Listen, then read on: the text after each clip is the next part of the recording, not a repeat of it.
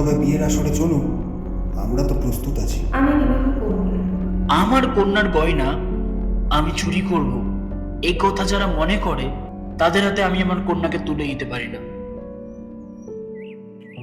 নমস্কার, কেমন আছেন সবাই? আশা করি ভালো আছেন। আজকে আবার আমরা নিয়ে এসেছি আমাদের প্রিয় কবিগুরু রবীন্দ্রনাথ ঠাকুরের লেখা এক ভিন্ন ধরনের ভালোবাসার গল্প, অপরিচিতা। এ এক অন্যরকম অপেক্ষার গল্প, ঠিক সময়ে ঠিক কথাটা বলতে না পারার গল্প। এই কাহিনীতে লুকিয়ে আছে এক অন্যরকম আত্মসম্মান আর না পাওয়ার গভীর এক সৌন্দর্য। যাই হোক, গল্প শুরু হওয়ার আগে বলি, গল্পটি শোনার পর আপনাদের অনুভূতি অবশ্যই আমাদের কমেন্ট করে জানাবেন। সাহিত্যের এই সুধাটুকু বন্ধুদের সাথে শেয়ার করতে ভুলবেন না কিন্তু। আর আমাদের এই পথ চলার সঙ্গী হতে চ্যানেলটি সাবস্ক্রাইব করে পাশে থাকবেন। তবে চলুন হৃদয়ের কান পেতে শোনা যাক আজকের গল্প, অপরিচিতা। আজ আমার বয়স 27 মাত্র। এই জীবনটা না দৈর্ঘ্যের হিসাবে বড়, না গুণের হিসেবে, তবু এর একটু বিশেষ মূল্য আছে। এই জীবন সেই ফুলের মতো যার বুকের উপরে ভ্রমর এসে বসেছিল, এবং সেই পদক্ষেপের ইতিহাস তার জীবনের মাঝখানে ফলের মতো গুটি ধরে উঠেছে। সেই ইতিহাসটুকু আকারে ছোট, তাকে অতিরঞ্জিত না করে ছোট করেই লিখব। ছোটকে যারা সামান্য বলে ভুল করেন না, তারাই এর রস বুঝবেন। কলেজে যতগুলো পরীক্ষা পাশ করবার সেইসব আমি চুকিয়ে দিয়েছি। ছেলেবেলায় আমার সুন্দর চেহারা নিয়ে পণ্ডিত মশাই আমাকে শিমুল ফুল ও মাকাল ফলের সঙ্গে তুলনা করে বিদ্রূপ করার সুযোগ পেয়েছিলেন বহুবার।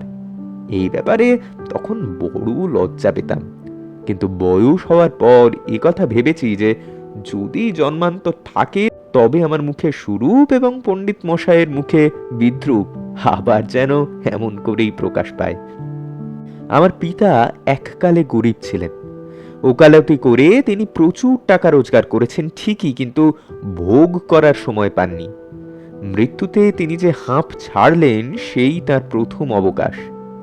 আমার তখন বয়স অল্প, মায়ের হাতেই মানুষ আমি। মা গরিবের ঘরের মেয়ে, তাই আমরা যে ধনী এ কথা তিনিও ভোলেন না, আমাকেও ভুলতে দেন না। শিশুকালে আমি কোলে কোলেই মানুষ হয়েছিলাম। বোধ করি সেই জন্যই শেষ পর্যন্ত আমার পুরোপুরি আর বয়স হলো না। আজও আমাকে দেখলে মনে হবে আমি অন্নপূর্ণার কোলে গজাননের ছোট ভাইটি। আমার আসল অভিভাবক আমার মামা। তিনি আমার চেয়ে বড় জোর বছর 6 বড়, কিন্তু ফুলগুর বালির মতো তিনি আমাদের সমস্ত সংসারটাকে নিজের অন্তরের মধ্যে শুষে নিয়েছেন। তাকে না বলে এখানকার এক গণ্ডূষ রস পাবার জো নেই। এই কারণেই কোনো কিছুর জন্যই আমাকে কোনো ভাবনা ভাবতে হয় না। কন্যার পিতা মাত্রই স্বীকার করবেন আমি সৎপাত্র। তামাকটুকু পর্যন্ত খাই না আমি। ভালো মানুষ হওয়ার কোনো ঝঞ্ঝাটি নেই, তাই আমি নিতান্তই ভালো মানুষ। মায়ের আদেশ মেনে চলবার ক্ষমতা আমার আছে, বস্তুত না মেনে চলবার ক্ষমতা আমার নেই। অন্তঃপুরের শাসনে চলবার মতো করেই আমি প্রস্তুত হয়েছি। যদি কোনো কন্যা স্বয়ংবরা হন তবে এই সুলক্ষণটি তিনি স্মরণ করেই রাখবেন বলেই আমার বিশ্বাস। একদিন একটি অনেক বড় ঘর থেকে আমার সম্বন্ধ আসলো, কিন্তু মামা, যিনি পৃথিবীতে আমার ভাগ্যদেবতার প্রধান এজেন্ট, বিবাহ সম্বন্ধে তার একটা বিশেষ মত ছিল। ধনীর কন্যা তার পছন্দ নয়। আমাদের ঘরে যে মেয়ে আসবে সে মাথা নিচু করেই আসবে, এই তিনি চান। অথচ টাকার প্রতি আসক্তি তার অস্থিমজ্জায় জড়িত। তিনি এমন বেয়াই চান যার টাকা নেই অথচ সে টাকা দিতে কসুর করবে না, যাকে শোষণ করা চলবে অথচ বাড়িতে আসলে গুড়গুড়ির পরিবর্তে বাঁধা হুঁকোয় তামাক দিলে যার নালিশ খাটবে না। আমার বন্ধু হরিশ কানপুরে কাজ করে। সে ছুটিতে কলকাতায় এসে আমার মন উতলা করে দিল। সে বলল, কি হে, কি এত চিন্তা করছো বসে বসে? মেয়ের কথা বুঝি? যদি মেয়ে চাও তো একটি খাসা মেয়ে আছে। কিছুদিন আগেই এমএ পাশ করেছি। সামনে যতদূর পর্যন্ত দৃষ্টি চলে যায় শুধু ছুটি ধু ধু করছে। পরীক্ষা নেই, উমেদারি নেই, চাকরি নেই, নিজের বিষয় দেখবার চিন্তাও নেই, শিক্ষাও নেই, আর কোনো ইচ্ছাও নেই। থাকবার মধ্যে ভিতরে আছে মা এবং বাইরে আছেন মামা। এই অবকাশের মরুভূমির মধ্যে আমার হৃদয় তখন বিশ্বব্যাপী নারী রূপের মরীচিকা দেখছিল। আকাশে তার দৃষ্টি, বাতাসে তার নিঃশ্বাস, তরু মর্মরে তার গোপন কথা। কি হলো? কি ভাবছো? কথা বলবো তোমার মামার সাথে? আমার শরীর মন বসন্ত বাতাসে বকুল বনের নবপল্লব রাসের মতো কাঁপতে কাঁপতে আলো ছায়া বুনতে লাগলো। হরিশ মানুষটা ছিল রসিক, রস দিয়ে বর্ণনা করবার শক্তি তার ছিল, আর আমার মন ছিল তখন তৃষ্ণার্ত। আমি হরিশকে বললাম, একবার মামার কাছে কথাটা বলে দেখো। হরিশ আসর জমাতে অদ্বিতীয়, তাই সবেতেই তার খাতির। মামাও তাকে পেলে ছাড়তে চান না। কথাটা তার বৈঠকে উঠল। তা বাবা কি করেন? ডাক্তারি করে, ভীষণ ভালো ফ্যামিলি। আর মেয়েটি ও, মেয়ের কথা ছাড়ো, অবস্থা কেমন ওনাদের? এককালে অনেক বিত্তবান ছিলেন, এখন তাতে কিছু ধস ধরেছে। তবে না, মেয়ের ঠিক যে ভালো, যেন বেশ মেয়ের সৎ। বাপের না, না, খবরটাই সত্যি তার ভালো। কাছে গুরুতর। হ্যাঁ, খুব বাপের সত্যি। অবস্থা হ্যাঁ। তিনি যেমনটি চান তেমনই। এককালে এনাদের বংশে লক্ষ্মীর মঙ্গল ঘট ভরা ছিল, এখন তা শূন্য বললেই চলে। সামান্য কিছু অবশিষ্ট আছে এই যা।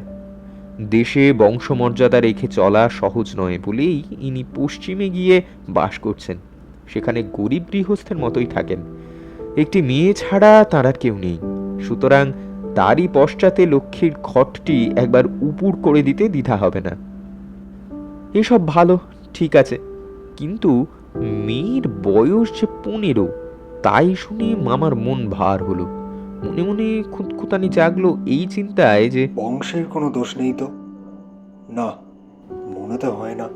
আসল কথা হলো, কন্যা দায়গ্রস্ত বাপ কোথাও তার মেয়ের যোগ্য সুযোগ্য বর খুঁজে পান না। এমনিতে তো যোগ্য বরের বাজার বড্ড চড়া, তার উপর সেই পাল্লা দিয়ে বেড়েছে পণ যৌতুকের হাঁকটা। কাজেই বাপ কেবল সবুর করছেন, কিন্তু মেয়ের বয়স তো আর সবুর করছে না। যাই হোক, হরিশে সরস রসনার গুণ আছে। মামার মন নরম হলো, বিবাহের ব্যাপারটাও নির্বিঘ্নে সম্পন্ন হয়ে গেল। কলকাতার বাইরে বাকি যে পৃথিবীটা আছে সমস্তটাকেই মামা আন্দামান দ্বীপের অন্তর্গত বলে জানেন। জীবনে একবার বিশেষ কাজে তিনি কোন্নগর পর্যন্ত গিয়েছিলেন। মনে হয় মামা যদি মনু হতেন তবে তিনি হাবড়ার পুল পার হওয়াটাকে তার সংহিতায় একেবারে নিষেধ করে দিতেন। যাই হোক, মনের মধ্যে ইচ্ছা ছিল নিজের চোখে মেয়েটাকে দেখব, কিন্তু সাহস করে প্রস্তাব করতে পারলাম না। কন্যাকে আশীর্বাদ করবার জন্য যাকে পাঠানো হলো সে আমাদের বিনু দাদা, আমার পিস্তুত ভাই। তার মতো রুচি এবং দক্ষতার উপরে আমি 16 আনা নির্ভর করতে পারি। বিনুদা ফিরে এসে বললেন, মন্দ নয়, খাঁটি সোনা বটে। বিনুদার ভাষাটা অত্যন্ত খাঁটি। যেখানে আমরা বলি চমৎকার, সেখানে তিনি বলেন চলনসই। অতএব বুঝলাম আমার ভাগ্যে প্রজাপতির সঙ্গে পঞ্চস্বরের কোনো বিরোধ নেই। বলা ভালো, বিবাহ উপলক্ষে কন্যা পক্ষকেই কলকাতায় আসতে হলো। কন্যার পিতা শম্ভুনাথ বাবু হরিশকে কত বিশ্বাস করেন তার প্রমাণ এই যে বিবাহের মাত্র 3 দিন আগে তিনি আমাকে প্রথম চোখে দেখেন এবং আশীর্বাদ করে যান। বয়স তাঁর 40-এর কিছু এপারে বা ওপারে, চুল কাঁচা, গোঁফে পাক ধরতে আরম্ভ করেছে মাত্র। সুপুরুষ বটে, ভিড়ের মধ্যে দেখলে সকলের আগে তার উপরে চোখ পড়বার মতো চেহারা। আশা করি আমাকে দেখে তিনি খুশিই হয়েছিলেন, নাকি হয়নি তা বোঝা শক্ত, কেননা তিনি বড়ই চুপচাপ। যে দু একটি কথা বললেন যেন তাও পুরোটা জোর দিয়ে বলেন না। মামার মুখ তখন অনুর্কল ছুটছিল। ধনে মানে আমাদের স্থান যে শহরের কারোর চেয়ে কম নয়, সেইটাকে তিনি নানা প্রসঙ্গে প্রচার করছিলেন। শম্ভুনাথ বাবু এ কথায় একেবারে যোগাই দিলেন না, কোনো ফাঁকে একটা না বা হ্যাঁ কিছুই শোনা গেল না। আমি হলে দমে যেতাম, কিন্তু মামাকে দমানো শক্ত।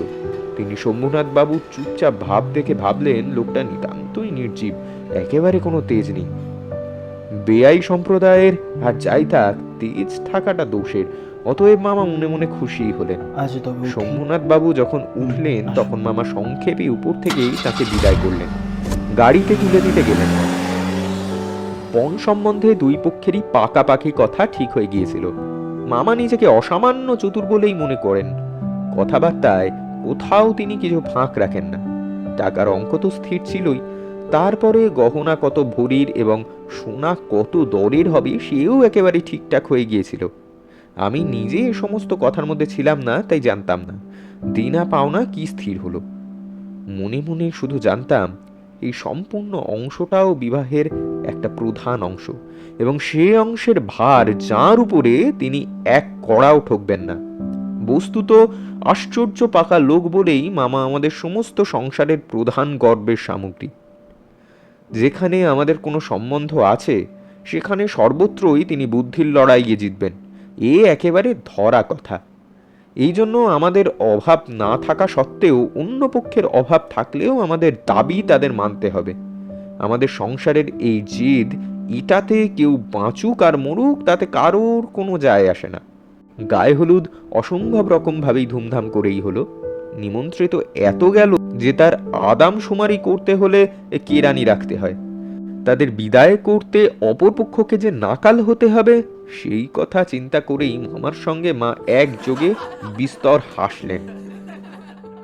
ব্যান্ড, বাঁশি, শখের কনসার্ট প্রভৃতি যেখানে যত প্রকার উচ্চ শব্দ আছে সমস্ত একসঙ্গে মিশিয়ে বর্বর কোলাহলের মত্ত হস্তি দ্বারা সঙ্গীত সরস্বতীর পদ্মবন দলিত বিদলিত করে আমি তো বিবাহ বাড়িতে গিয়ে উঠলাম। আংটিতে, হাড়েতে, জড়ি জহরাতে আমার শরীর যেন গহনার দোকানে নিলাম চড়েছে বলেই বোধ হলো। আমার মনে হতে লাগলো তাঁদের ভাবি জামাইয়ের মূল্য কত সেটা যেন কত পরিমাণে সর্বাঙ্গে স্পষ্ট করে লিখে ভাবি শ্বশুরের সঙ্গে মোকাবিলা করতে যাচ্ছিলাম। মামা বিবাহ বাড়িতে ঢুকে খুশি হলেন না। একে তো উঠোনটাতে বরযাত্রীদের জায়গা সংকুলান হওয়াই শব্দ, তারপরে সমস্ত আয়োজন নিতান্তই মধ্যম রকম। তাছাড়া শম্ভুনাথ বাবুর ব্যবহারটাও নেহাত ঠান্ডা, তার বিনয়টাও যেন অজস্র নয়, মুখে তো কথাই নেই। নমস্কার, নমস্কার। আসুন, আসুন, আসুন, আসুন। কোমরে চাদর বাঁধা, গলা ভাঙা, টাক পড়া, নিষ্কালো এবং বিপুল শরীর সম্পন্ন তার একটি উকিল বন্ধু যদি নিয়ত হাত জোর করে মাথা হেলিয়ে নম্রতা স্মিত হাসে ও গদগদ কণ্ঠে কনসার্ট পার্টির লোকজন করতাল বাজিয়ে থেকে শুরু করে বরকর্তাদের প্রত্যেকে বারবার প্রচুরভাবে অভিযুক্ত না করতেন, তবে গোড়াতেই একটা এসপার ওসপার হতো। আমি সভয়ে বসবার কিছুক্ষণ পরে এদিকে শুনুন একবার। মামা শম্ভুনাথ বাবুকে পাশের ঘরে ডেকে নিয়ে গেলেন। কি কথা হলো জানি না, কিছুক্ষণ পরেই শম্ভুনাথ বাবু আমাকে এসে বললেন, বাবাজি একবার এদিকে আসতে হচ্ছে। ব্যাপারখানা এই, সকলের না হোক কিন্তু কোনো কোনো মানুষের জীবনে একটা কিছু লক্ষ্য থাকে। মামার একমাত্র লক্ষ্য ছিল তিনি কোনো মতেই কারোর কাছে ঠকবেন না। তার ভয়, তার বেয়াই তাকে কখনার ব্যাপারে ফাঁকি দিতে পারে। বিবাহ কার্য শেষ হয়ে গেলে তার আর কিছুই করার থাকবে না। বাড়ি ভাড়া, সওগাত, লোক বিদায় প্রভৃতি সম্বন্ধে যেরকম টানাটানি পরিচয় পাওয়া গেছে তাতে মামা ঠিক করেছিলেন দেওয়া নেওয়া সম্বন্ধে এই লোকটির শুধু মুখের কথার উপর ভরসা করা চলবে না। সেই জন্য বাড়ির শ্যাকরাকে শুদ্ধ সঙ্গে করে নিয়ে এসেছিলেন। পাশের ঘরে গিয়ে দেখলাম মামা এক তক্তা পোষে এবং শ্যাকরা তার দাড়ি পাল্লা, কোষ্ঠী পাথর প্রভৃতি নিয়ে মেঝেই বসে আছে। শম্ভুনাথ বাবু আমাকে বললেন, তোমার মামা বলছেন বিবাহের কাজ শুরু হবার আগেই তিনি কনের সমস্ত গহনা যাচাই করে দেখবেন, এটাতে তুমি কি বলো? আমি মাথা হিট করে চুপ করে রইলাম। মামা বললেন, ও আবার কি বলবে? আমি যা বলবো তাই হবে। শম্ভুনাথ বাবু আমার দিকে চেয়ে বললেন, এই কথা কি তবে ঠিক? উনি যা বলবেন তাই হবে, এ সম্বন্ধে তোমার কিছুই বলবার নেই। আমি একটু ঘাড় নাড়ার ইঙ্গিতে জানালাম এসব কথায় আমার সম্পূর্ণ অনধিকার। আচ্ছা তবে বসুন, মেয়ের গা থেকে সমস্ত গহনা খুলে আনছে। মামা বললেন, অনুপম এখানে কি করবে? ও সবাই গিয়ে বসুক। শম্ভুনাথ বাবু বললেন, না, সবাই নয়, এখানেই বসতে হবে। কিছুক্ষণ পরে তিনি একখানা গামছায় বেঁধে গহনা এনে তক্তাপোষের ওপর মেরে ধরলেন। সমস্তই তার পিতামহীদের আমলের গহনা। হাল ফ্যাশনের সূক্ষ্ম কাজ নয়, যেমন মোটা তেমন ভারী। শ্যাকরা গহনা হাতে তুলে নিতেই বলল, এ আর কি দেখবো, এইসব গহনায় কোনো খাদ নেই, এমন সোনা এখনকার দিনে ব্যবহারই হয় না। এই বলে সে মকর মুখা মোটা একখানা পালায় একটু চাপ দিয়ে বেঁকিয়ে দেখালো। মামা তখনই তার নোট বইয়ে গহনাগুলির ফর্দ টুকে নিলেন। পাছে যা দেখানো হলো তার কোনোটাই কম পড়ে। হিসাব করে দেখলেন গহনা যে পরিমাণ দেওয়ার কথা এগুলি সংখ্যায়, দরে এবং ভারে তার অনেক বেশি। গহনাগুলির মধ্যে একজোড়া ইয়ারিং ছিল। শম্ভুনাথ সেইটে শ্যাকরার হাতে দিয়ে বললেন। এইটা একবার পরখ করে দেখো। শ্যাকরা বলল, এটা বিলাতি মাল, এটাতে সোনার ভাগ সামান্যই আছে। শম্ভুবাবু ইয়ারিং জোড়া মামার হাতে দিয়ে বললেন, এটা আপনারাই রেখে দিন। মামা সেটা হাতে নিয়ে দেখলেন। এই ইয়ারিং দিয়েই কন্যাকে তারা আশীর্বাদ করেছিলেন। মামার মুখ লাল হয়ে উঠল। দরিদ্র তাহাকে ঠকাতে চাইবে, কিন্তু তিনি ঠকবেন না। এই আনন্দ সম্ভোগ থেকে বঞ্চিত হলেন এবং তার উপরেও কিছু আরও উপরি অপমান জুটল। তাই অত্যন্ত মুখ ভার করে বললেন, অনুপম, যাও তুমি সবাই গিয়ে বসো গে। শম্ভুনাথ বাবু বললেন, না, এখন সবাই বুঝতে হবে না, চলুন আগে আপনাদের খাইয়ে দিই। মামা বললেন, সে কি কথা, লগ্ন। শম্ভুনাথ বাবু বললেন, সেজন্য কিছু ভাববেন না, এখন উঠুন। লোকটি নেহাত ভালো মানুষ ধরনের, কিন্তু ভিতরে বেশ একটু জোর আছে বলে মনে হলো। আমাকে উঠতে হলো। বরযাত্রীদেরও আহার হয়ে গেল। আয়োজনের আড়ম্বর ছিল না ঠিকই, কিন্তু রান্না ভালো এবং সমস্ত বেশ পরিষ্কার পরিচ্ছন্ন বলে সকলেই তৃপ্তি করেই খেলো। বাবা যাও, তুমি বরযাত্রীদের খাওয়া শেষ হলে শম্ভুনাথ বাবু আমাকে খেতে বললেন। মামা বললেন, সে কি কথা, বিবাহের আগে বর খাবে কেমন করে? এ সম্বন্ধে মামার কোনো মত প্রকাশকে তিনি সম্পূর্ণ উপেক্ষা করে আমার দিকে চেয়ে বললেন, তুমি কি বলো, বসে যেতে দোষ কিছু কি আছে? মূর্তিমতী মাতৃ আজ্ঞা স্বরূপে মামা উপস্থিত, তার বিরুদ্ধে চলা আমার পক্ষে অসম্ভব। আমি আহারে বুঝতে পারলাম না। তখন শম্ভুনাথবাবু বললেন, আপনাদের অনেক কষ্ট দিয়েছি, তার জন্য আমরা দুঃখিত। আমরা ধনী নয়, আপনাদের যোগ্য আয়োজন করতে পারিনি, তার জন্য ক্ষমা করবেন। রাত হয়ে গেছে, আর আপনাদের কষ্ট বাড়াতে চাই না। মামা বললেন, তা এখন তবে বিয়ের আসরে চলুন, আমরা তো প্রস্তুত আছি। শম্ভুনাথবাবু বললেন, তবে আপনাদের গাড়ি বলে দিই। মামা আশ্চর্য হয়ে ও রেগে বললেন, ঠাট্টা করছেন নাকি? শম্ভুনাথবাবু বললেন, ঠাট্টা তো আপনিই করে গেছেন প্রতিনিয়ত, সেই ঠাট্টার সম্পর্কটাকে স্থায়ী করবার ইচ্ছে আমার নেই। মামা তার দু চোখ বড় বড় করে অবাক হয়ে চেয়ে রইলেন। শম্ভুনাথবাবু বললেন, আমার কন্যার গয়না আমি চুরি করব, এই কথা যারা মনে করে তাদের হাতে আমি আমার কন্যাকে তুলে দিতে পারি না। আমাকে একটি কথা বলাও তিনি আবশ্যক বোধ করলেন না, কারণ প্রমাণ হয়েই গেছে আমি কেউই নেই। তারপরে যা হলো সেই ব্যাপারে আমার বলতে আর ইচ্ছা করে না। রাগে ও ক্ষোভে ঝাড় লণ্ঠন ভেঙে চুড়ে জিনিসপত্র লণ্ডভণ্ড করে বরযাত্রীদের দল দক্ষযজ্ঞের পালা সেরে বেরিয়ে আসলো।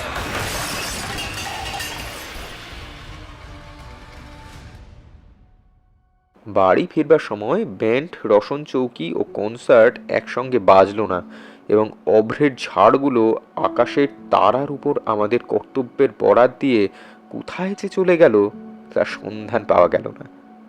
বাড়ির সকলে তো রেগে আগুন। কন্যার পিতার এত গুমর, কলি যে 4 পোয়া হয়ে আসলো।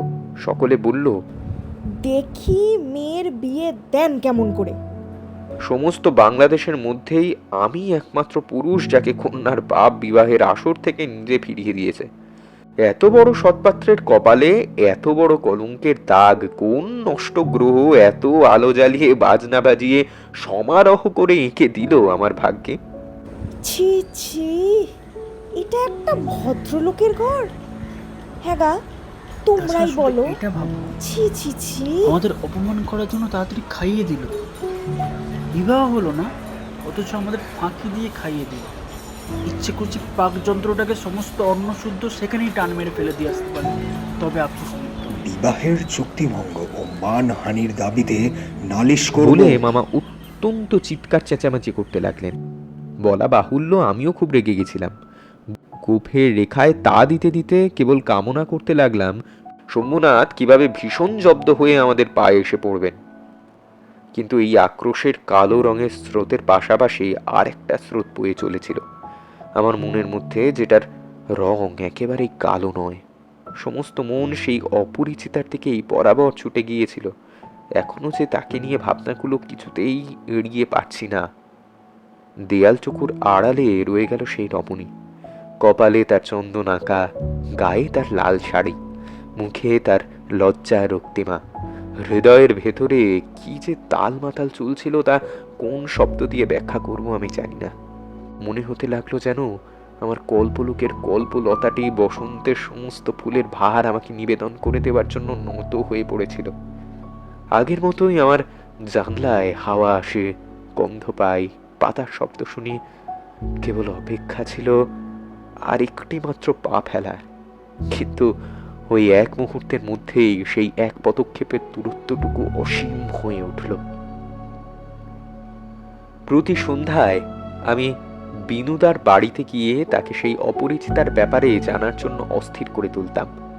বিনুদার বর্ণনার ভাষা অত্যন্ত সংকীর্ণ বলেই তার প্রত্যেক কথা স্ফুলিঙ্গের মতো আমার মনের মাঝখানে আগুন জ্বালিয়ে দিয়েছিল।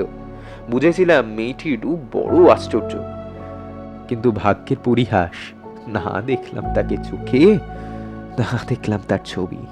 সমস্তই অস্পষ্ট হয়ে রইল। জীবনের অধ্যায়ে তো সে ধরা দিলই না, তাকে মনেও আনতে পারলাম না। এই জন্য মন সেদিনকার সেই বিবাহ সভার দেওয়ালটার বাইরে ভূতের মতো দীর্ঘ নিঃশ্বাস ফেলতে লাগলো। হরিশের কাছে শুনেছি মেয়েটাকে আমার ফটোগ্রাফ দেখানো হয়েছিল, পছন্দ করেছে বই কি, না করবার তো কিছু কারণ নেই। আমার মন বলে সেই ছবি তার কোনো একটি বাক্সে লুকানো আছে। একলা ঘরে দরজা বন্ধ করে হয়তো একা একদিন নির্জন দুপুর বেলায় সে কি সেটি খুলে দেখে না? যখন ঝুঁকে পড়ে দেখে আমার ছবিটা, তখন ছবিটির ওপরে কি তার মুখের দুধার দিয়ে এলো চুল এসে পড়ে না? হঠাৎ বাইরে কারো পায়ের শব্দ পেয়ে সে কি তাড়াতাড়ি তার সুগন্ধ আঁচলের মধ্যে ছবিটাকে লুকিয়ে ফেলে না? দিন যায়, মাস যায়, করতে করতে একটা বছর হয়ে গেল। মামা তো লজ্জায় বিবাহ সম্বন্ধের কথা তুলতেই পারেন না। মার ইচ্ছে ছিল আমার অপমানের কথা যখন সমাজের লোকে ভুলে যাবে তখন বিবাহের চেষ্টা করে দেখব। এদিকে আমি শুনলাম সে মেয়ের নাকি ভালো পাত্র জুটেছিল, কিন্তু সে পণ করেছে আর বিবাহ করবে না। শুনে আমার মন পুলকের আবেশে ভরে উঠেছিল। আমি কল্পনায় দেখতে লাগলাম সে ভালো করে খায় না, সন্ধ্যা হয়ে আসে, অথচ সে চুল বাঁধতে ভুলে যায়। হয়তো তার বাবাও তার মুখের দিকে চান আর ভাবেন আমার মেয়ে দিনে দিনে এমন হয়ে যাচ্ছে কেন?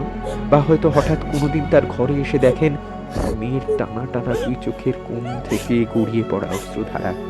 জিজ্ঞেস করেন, মা, তোর কিছু হয়েছে? বল আমাকে। মেয়ে তাড়াতাড়ি চোখের জল মুছে বলে, কিছু হয়নি তো বাবা। বাবার এক মেয়ে যে বড় আদরের মেয়ে। যখন অনাবৃষ্টির দিনের ফুলের কুঁড়িটির মতো মেয়ে একেবারে বিমর্ষ হয়ে পড়বে, তখন হয়তো তার বাবার অভিমানের পাহাড় ভাঙবে। তখন অভিমান ভাসিয়ে দিয়ে তিনি ছুটে আসবেন আমাদের দ্বারে। তারপরে মনের মধ্যে সেই যে কালো রঙের ধারাটা বয়ে চলেছিল, সে যেন কালো সাপের রূপ ধরে ফোঁস করে উঠে বলল, বেশ তো, আরেকবার বিবাহের আসর সাজানো হোক, আলো চলুক, দেশ বিদেশের লোকেরা নিমন্ত্রিত হোক, তারপরে তুমি বরের টোপর পায়ে দোলে দিয়ে আবার আগের মতো দলবল নিয়ে বিয়ের আসর ছেড়ে চলে এসো। কিন্তু যে ধারাটি চোখের জলের মতো শুভ্র, সে রাজহংসের রূপ ধরে বলল, যেমন করে আমি একদিন দময়ন্তীর পুষ্প বনে গেছিলাম, তেমন করেই আমাকে একবার উড়ে যেতে দাও। আমি বিরোহিনীর কানে কানে একবার সুখের খবরটা দিয়ে আসি গে। তারপরে দুঃখের রাত পোহালো, নববর্ষার জল পড়ল, স্নান ফুলটি মুখ তুলল। এবারে সেই দেওয়ালটার বাইরে রইল সমস্ত পৃথিবী, আর সবাই, আর কেবল ভিতরে প্রবেশ করল একটিমাত্র মানুষ। তারপরে আমার কথাটি ফুরলো। কিন্তু ভাগ্যের এমন পরিহাস যে কথা এমন করে ফুরলো না। জীবনের যেই মোড়ে এসে তা অপুরাণ হয়েছে, সেখানকার বিবরণটুকু বলেই আমার এই লেখা শেষ করে দেব। মাকে নিয়ে তীর্থে যাচ্ছিলাম। আমার উপরেই ভার ছিল, কারণ মামা এবারেও হাবড়ার পুল পার হননি। রেলগাড়িতে ঘুমিয়ে ঘুমিয়ে চলেছিলাম আমার গন্তব্যে। ঝাঁকানি খেতে খেতে মাথার মধ্যে নানা প্রকার এলোমেলো স্বপ্নের ঝুমঝুমি বাজছিল। হঠাৎ একটা কোন স্টেশনে জেগে উঠলাম। আলোতে অন্ধকারে মেশা সেও এক স্বপ্ন। কেবল আকাশের তারাগুলি চির পরিচিত, আর সবই অজানা অস্পষ্ট। স্টেশনের দ্বীপ কয়টা শুধু সোজা হয়ে দাঁড়িয়ে আলো ছড়িয়ে এই পৃথিবীটা যে কতটা অচেনা এবং তার কতটা অন্তহীন শূন্যতায় মোরা সেটাই দেখিয়ে দিচ্ছে। গাড়ির মধ্যে মা ঘুমিয়ে পড়েছেন ইতিমধ্যেই। আলোর নিচে সবুজ পর্দা টানা। তরঙ্গ বাক্স জিনিসপত্র সমস্তই কে কার ঘাড়ে এলোমেলো হয়ে রয়েছে তা বলা মুশকিল। তাদের দেখে আমার মনে হলো তারা যেন স্বপ্নলোকের উল্টো পাল্টা আসবাব, সবুজ প্রদেশের মিটমিটে আলোতে থাকা এবং না থাকার মাঝখানে কেমন একরকম হয়ে পড়ে আছে। এমন সময় যেন সেই অদ্ভুত পৃথিবীর অদ্ভুত রাত্রে কে বলে উঠল, শিগগির চলে আয়, এই গাড়িতে জায়গা আছে। এইসব আবোল তাবোল ভাবনা ভাবতে ভাবতেই মনে হলো যে গান শুনলাম। বাঙালি মেয়ের গলায় বাংলা কথা যে কি মধুর, তাহা এমনি করে অসমীয় অজায়গায় আচমকা শুনলে তবে সম্পূর্ণ বুঝতে পারা যায়। কিন্তু এই গলাটিকে কেবলমাত্র মেয়ের গলা বলে একটা শ্রেণীভুক্ত করে দেওয়া চলে না। এমন একটি মানুষের গলা শুনলেই মন বলে ওঠে, এমন কণ্ঠ তো আর কখনো শুনিনি। চিরকাল গলার স্বর আমার কাছে বড় সত্য। রূপ জিনিসটি বড় কম নয়, কিন্তু মানুষের মধ্যে যাহা অন্তরতম এবং অনির্বচনীয়, আমার মনে হয় কণ্ঠস্বর যেন তারই চেহারা। এমন তাড়াতাড়ি গাড়ির জানলা খুলে বাইরে মুখ বাড়িয়ে দিলাম, কিছুই দেখতে পেলাম না। প্ল্যাটফর্মের অন্ধকারে দাঁড়িয়ে গার্ড তার এক চক্ষু লণ্ঠন নাড়িয়ে দিল। গাড়ি ছুটে চলল। আমি জানলার কাছে বসে রইলাম। আমার চোখের সামনে কোনো মূর্তি ছিল না, কিন্তু হৃদয়ের মধ্যে আমি একটি হৃদয়ের রূপ দেখতে লাগলাম। সে যেন এই তারাময়ী রাত্রের মতো আবৃত করে রাখে, কিন্তু তাকে ধরতে পারা যায় না। ওগো সুর, অচেনা কণ্ঠের সুর, এক নিমিষে তুমি যে আমার চির পরিচয়ের আসনটির উপরে এসে বসেছ। কি আশ্চর্য পরিপূর্ণ! তুমি চঞ্চল কালের ক্ষুব্ধ হৃদয়ের উপরে ফুলটির মতো ফুটে উঠেছ, অথচ তার ঢেউ লেগেও একটি পাপড়িও টলেনি। অপরিমেয় কোমলতায় এতটুকু দাগ পড়েনি। গাড়ি লোহার মৃদঙ্গে তাল দিতে দিতে চলল। আমি মনের মধ্যে সেই গান শুনতে শুনতে চললাম। তার মনের বেগময় আবেগের গাড়িতে একটিমাত্র জায়গা আছে। আছে কি জায়গা? আছে কি জায়গা যে পাওয়া যায় না। কেউ যে কাকেও চেনে না, অথচ সেই না চেনাটুকু যে কুয়াশা মাত্র, সে যে মায়া, সেটা ছিন্ন হলেই যে চিনার আর অন্ত নেই। ওগো সুধাময় সুর, যে হৃদয়ের অপরূপ রূপ, তুমি সে কি আমার চিরকালের চিনা নয়? ওগো মায়াবিনী, শীঘ্র আসার জন্য ডেকেছ, শীঘ্রই এসে পড়েছি, এক নিমেষও দেরি করিনি।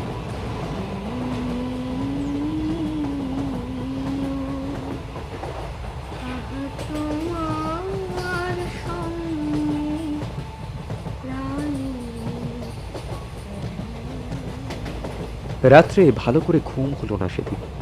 প্রায় প্রতি স্টেশনে একবার করে মুখ বাড়িয়ে দেখতে লাগলাম। ভয় হতে লাগলো, যাকে দেখা হলো না সে যদি রাত্রের অতল অন্ধকারে গহ্বরে হারিয়ে যায়।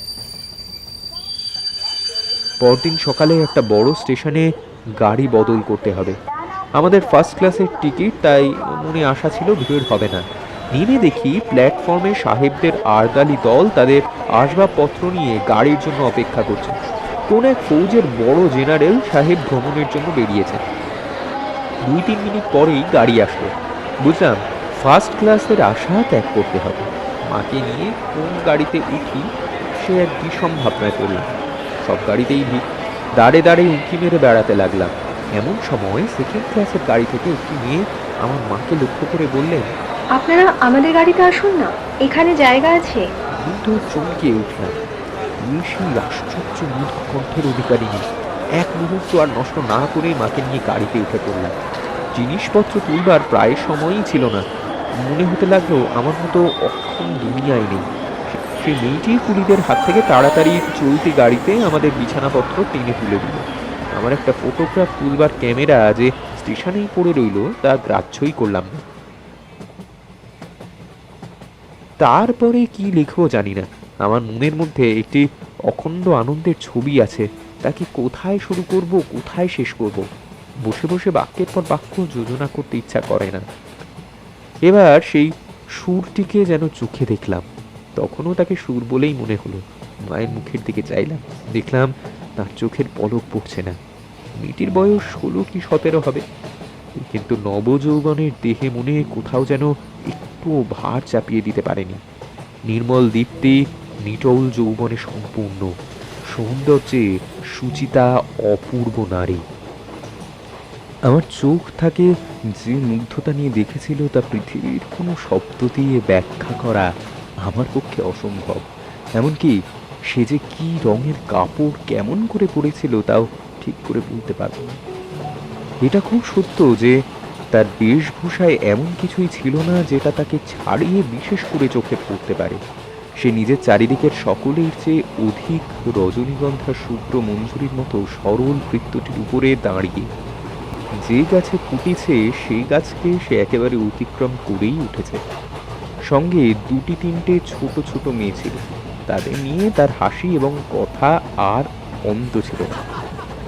আমি হাতে একখানা বই নিয়ে সেদিকে কান পেতে রেখেছিলাম। যেটুকু কানে আসছিল সে তো সমস্তই ছেলে মানুষদের সঙ্গে ছেলে মানসিকতা। তার বিশেষত্ব এই যে তার মধ্যে বয়সের তফাৎ কিছুমাত্র ছিল না ছোটদের সঙ্গে। সে যেন অনায়াসে এবং আনন্দে ছোট হয়ে গিয়েছিল। মাঝে তার কোনো একটা বিশেষ গল্প শুনবার জন্য মেয়েরা তাকে জোরাজুরি করতে লাগলো। এই গল্প নিশ্চয় তারা 20-25 বার শুনেছে, তাও এই ছোট মেয়েদের কেন যে এত আগ্রহ তা আমি ভালোই আন্দাজ করতে পারি। সেই সুধা কণ্ঠের সোনার কাঠিতে সকল কথা যে শোনা হয়ে ওঠে। মেয়েটির সমস্ত শরীর মন যে একেবারে প্রাণে ভরা, তার সমস্ত চলায় বলায় স্পর্শে প্রাণ ঠিকরিয়ে ওঠে। তাই মেয়েরা যখন তার মুখে গল্প শুনে তখন গল্প নয়, যেন তাকেই শোনে। তাদের হৃদয়ের উপর প্রাণের ঝর্ণা ঝরে ঝরে পড়ে। তার সেই উদ্ভাসিত প্রাণ আমার সেদিনকার সমস্ত সূর্যকিরণকে সজীব করে তুলল। আমার মনে হলো আমাকে যে প্রকৃতি তার আকাশ দিয়ে পিষ্টন করেছে সেই তরুণীরই ক্লান্ত অম্লান প্রাণের বিশ্বব্যাপী বিস্তার। পরের স্টেশনে পৌঁছাতেই খাবারওয়ালাকে ডেকে সে খুব খানিকটা চানা মুঠ কিনল এবং মেয়েদের সঙ্গে মিলে নিতান্ত ছেলে মানুষের মতো করে কলহাস্য করতে করতে অসংকোচে খেতে লাগলো। আমার ইচ্ছা করতে লাগলো তার সেই আনন্দে চুক্তি হাসি মুখে তার কাছ থেকে এক মুঠ চানা চেয়ে নিই, কিন্তু পারলাম না। ততটুকু সাহস আমার হলো না। এইসবের মধ্যে মা ভালো লাগা এবং মন্দ লাগার মাঝে আটকে পড়েছিল। গাড়িতে আমি পুরুষ মানুষ, তবু তার কিছুমাত্র সংকোচ নেই। মায়ের বিশেষত তার এমন লোভীর মতো খাওয়াটা ঠিক পছন্দ হচ্ছিল না, অথচ এদের বেহায়াও ঠিক বলা যায় না। তার খালি মনে হলো যেন এই মেয়ের বয়স হয়েছে ঠিকই, কিন্তু শিক্ষা হয়নি। আসলে আমি জানি মা হঠাৎ কারো সঙ্গে আলাপ করতে পারেন না, মানুষের সঙ্গে দূরে দূরে থাকাই তাঁর অভ্যাস। কিন্তু কেন জানি না এই মেয়েটির পরিচয় জানার জন্য তার খুব ইচ্ছা হলো, কিন্তু মনের কিন্তু কিন্তু বোধের বাধা কাটাতে পারছিলেন না। এমন সময় গাড়ি একটা বড় স্টেশনে এসে থামলো। দেখলাম সেই জেনারেল সাহেবের একদল অনুষঙ্গী এই স্টেশন থেকে উঠবার উদ্যোগ করছে, কিন্তু গাড়িতে কোথাও জায়গা নেই। বারবার আমাদের গাড়ির সামনে এসে তারা ঘুরে গেল। মা তো ভয়েই আড়ষ্ট, আমিও মনের মধ্যে শান্তি পাচ্ছিলাম না। গাড়ি ছাড়বার কিছুক্ষণ আগে একজন দেশি রেলওয়ে কর্মচারীর নাম লেখা দুখানা টিকিট শাড়ির 2 বেঞ্চের শিওরের কাছে লাগিয়ে দিয়ে আমাকে বলল, সরি স্যার, এই গাড়ির 2 বেঞ্চ আগে থেকে 2 সাহেব রিজার্ভ করেছেন, আপনাদেরকে অন্য গাড়িতেই যেতে হবে। আমি তো তাড়াতাড়ি ব্যস্ত হয়ে দাঁড়িয়ে উঠলাম। মেয়েটি না, হিন্দিতে বলল, আমরা গাড়ি ছাড়বো না। সে লোকটি জোর গলায় বলল, ছেড়ে দেওয়া ছাড়া আর কোনো উপায় নেই আপনাদের। গাজোয়ারি হচ্ছে নাকি? গাজওয়ারের কিছু নেই। না, কেন ছাড়বো আমরা? সাহেবরা যাবেন। সাহেবরা যাবে বলে? দেখুন, আমি আর কোনো তর্ক চাইছি না। ছাড়তে হবে মানে ছাড়তে হবে। না, আমরা ছাড়বো না। কিন্তু মেয়েটি চলিষ্ণুতার কোনো লক্ষণ না দেখিয়ে সে নেমে গিয়ে ইংরেজ স্টেশন মাস্টারকে ডেকে আনলো। অলরাইট স্যার, আমি অত্যন্ত দুঃখিত, কিন্তু আমাদেরও কিছু করার নেই। শুনিয়ে আমি কুলি কুলি বলে ডাক দিতে লাগলাম। মেয়েটি দাঁড়িয়ে দুই চোখে অগ্নিবর্ষণ করে বলল, আপনি যেতে পারবেন না, যেমন আছেন তেমনি বসে থাকুন। বলেই সে দ্বারের কাছে দাঁড়িয়ে স্টেশন মাস্টারকে ইংরেজি ভাষায় বলল, এই গাড়ি আগে থেকে রিজার্ভ করা, এ কথা মিথ্যে কথা। বলে নাম লেখা টিকিটটা খুলে প্ল্যাটফর্মে ছুঁড়ে ফেলে দিল। ইতিমধ্যে আরদালি সমেত ইউনিফর্ম পরা সাহেব দরজার কাছে এসে দাঁড়িয়েছে। গাড়িতে সে তার আসবাব উঠাবার জন্য আরদালিকে প্রথমে ইশারা করেছিল। তারপরে মেয়েটির মুখে তাকিয়ে তার কথা শুনে আরও উগ্রভাবে দেখে স্টেশন মাস্টারকে একটু স্পর্শ করলো এবং তাকে আড়ালে নিয়ে গিয়ে কী কথা বললো তা জানি না। তবে দেখা গেল গাড়ি ছাড়বার সময় অতীত হলেও আর একটা গাড়ি জুড়ে তবেই ট্রেন ছাড়লো। মেয়েটি তার দলবল নিয়ে আবার এক পত্তন চানা মুঠ কিনে খেতে শুরু করলো, আর আমি লজ্জায় জানলার বাইরে মুখ বাড়িয়ে প্রকৃতির শোভা দেখতে লাগলাম। কানপুরে গাড়ি এসে থামলো। ইতিমধ্যেই দেখলাম মেয়েটি জিনিসপত্র বেঁধে প্রস্তুত। আসেন দিলবুন, আসেন। হ্যাঁ, মুঝে তো। হ্যাঁ, এই নাও, স্টেশনে একটি এই ব্যাগটা হিন্দুস্তানি ধরো। চাকর ছুটে এসে তাদের এই নামাবার উদ্যোগ তাড়াতাড়ি করতে করবে লাগলো। তোমরা, গাড়ি ছেড়ে দেবে নয়তো। এই তো দিদি। ঠিকঠাক নিয়েছিস তো হ্যাঁ সব? হ্যাঁ, নিয়েছি সব। মা তখন আর থাকতে পারলেন না, জিজ্ঞাসা করলেন, তোমার নাম কি মা? মেয়েটি বলল। আমার নাম কল্যাণী। শুনে মা এবং আমি দুজনেই চমকে উঠলাম। আর তোমার বাবা? তিনি এখানকারই ডাক্তার, ডক্টর শম্ভুনাথ সেন। তারপরেই সবাই নেমে গেল। আমি আর মা খানিক হতভম্ব হয়ে দাঁড়িয়ে রইলাম। বেশ কিছুদিন পর নিজের সমস্ত দ্বিধা কাটিয়ে মামার নিষেধ অমান্য করে মাতৃ আজ্ঞা ঠেলে দিয়ে আমি কানপুরে এসেছিলাম। কল্যাণীর বাবা এবং কল্যাণীর সঙ্গে দেখাও হয়েছিল। হাত জোড় করেছি, মাথা হেট করেছি, শম্ভুনাথ বাবুর হৃদয়েও কুলে গেছিল। কিন্তু কল্যাণী বলে, আমি বিবাহ করব না। আমি জিজ্ঞাসা করলাম কেন? সে বলল, মাতৃ আজ্ঞা। কি সর্বনাশ, এ পক্ষেও মাতৃ আজ্ঞা আছে নাকি? তারপরে বুঝলাম মাতৃভূমি আছে। সেই বিবাহ ভাঙার পর থেকে কল্যাণী মেয়েদের শিক্ষাব্রত গ্রহণ করেছে। কিন্তু আমি আশা ছাড়তে পারলাম না। সেই সুরটি যেন আমার হৃদয়ের মধ্যে আজও বেজে চলেছে। সে যেন কোন ওপারের বাঁশি আমার সংসারের বাইরে থেকে এসে আমাকে সমস্ত সংসারের বাইরে নিয়ে গেল। আর সেই যে রাত্রির অন্ধকারের মধ্যে আমার কানে এসেছিল, জায়গা আছে, সে যে আমার চিরজীবনের কানে ছন্দ হয়ে রইল। অপেক্ষার সাগরে ডুব দিলাম যখন, তখন আমার বয়স ছিল 23 আর এখন হয়েছে 27। তবে এখনো কিন্তু আমি আশা ছাড়িনি। তোমরা মনে করছো আমি এখনো বিবাহের আশা রাখি? না, কোনো কালেই না। আমার মনে আছে কেবল সেই এক রাত্রির অজানা কণ্ঠের মধুর সুরের আশা জেগে আছে আমার মনের মধ্যে, নিশ্চয়ই আছে, নইলে দাঁড়াবো কোথায়? তাই বছরের পর বছর চাই আমি এইখানেই আছি। দেখা হয়, সেই কণ্ঠ শুনি, যখন সুবিধা পাই কিছু তার কাজ করে দিই, আর মন বলে এই তো জায়গা পেয়েছি। ওগো অপরিচিতা, তোমার পরিচয় শেষ হলো না, হয়তো শেষ হবে না কোনো দিন, কিন্তু মনে হয় আমার ভাগ্য বেশ ভালো। শুনছিলেন আজকের গল্প অপরিচিতা। গল্প পাঠ ও অনুপমের চরিত্রে ছিল অরিত্র, কল্যাণীর চরিত্রে ছিল অর্কদীপ্তা, বাকি অন্যান্য চরিত্রে ছিল অদৃশ, সুহা, মেঘাঞ্জনা ও সোহম। ভালো লাগলে লাইক কমেন্ট করতে ভুলবেন না কিন্তু। আজ এইটুকুই। আবার আমরা হাজির হব এই থেকে অন্য কোনো রবিবার অন্য কোনো গল্প নিয়ে। আজ তবে আসি, টাটা।